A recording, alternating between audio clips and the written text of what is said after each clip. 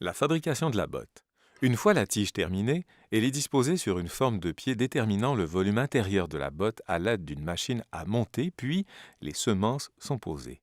La tige est ensuite chauffée et laissée sur la forme avant que la semelle ne soit fixée. Cette période d'attente permet à la tige d'épouser la forme et d'offrir ainsi un ajustement structuré, précis, déterminant le volume intérieur final de la botte.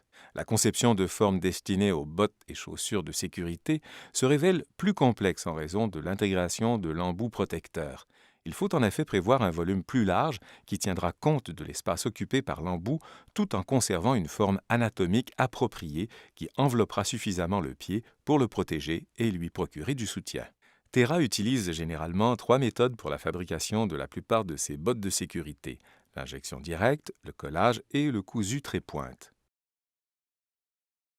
L'injection directe. Une composante de semelle légère, la plupart du temps une combinaison de PU et de TPU ou de PU et de caoutchouc, est injectée sous forme liquide, en deux densités, à la tige montée de la botte. Une substance de densité supérieure est d'abord injectée pour produire une semelle d'usure résistante et durable. Dans le cas du TPU et de divers composés de caoutchouc, cette couche peut être exceptionnellement mince tout en demeurant très durable. Ce serait comparable à l'enveloppe extérieure des pneus haute performance.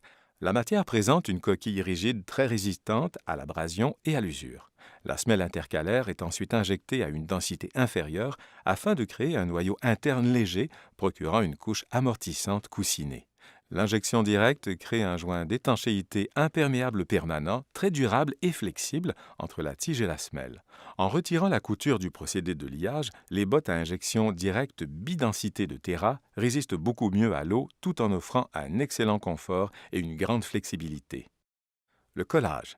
La tige est d'abord collée au-dessous de la semelle interne à l'aide d'un composé adhésif. La semelle d'usure est ensuite fixée à la tige, ce qui crée un joint étanche. On obtient ainsi une chaussure ou une botte légère, flexible, idéale dans de nombreux environnements. On utilise souvent ce procédé conjointement avec des semelles intercalaires en mousse légère ou en EVA. Les semelles d'usure moulée conviennent bien aux modèles athlétiques, aux souliers lacés et aux bottes ou chaussures de randonnée dont les semelles présentent davantage de détails. Le cousu trait-pointe. Une bande appelée trait-pointe est cousue à la tige et à la semelle interne à l'aide de points de chaînette, ce qui donne la possibilité de fixer la semelle. La botte est ensuite mise sur la forme et la semelle d'usure, cousue selon la même méthode, à la bande de la trait-pointe.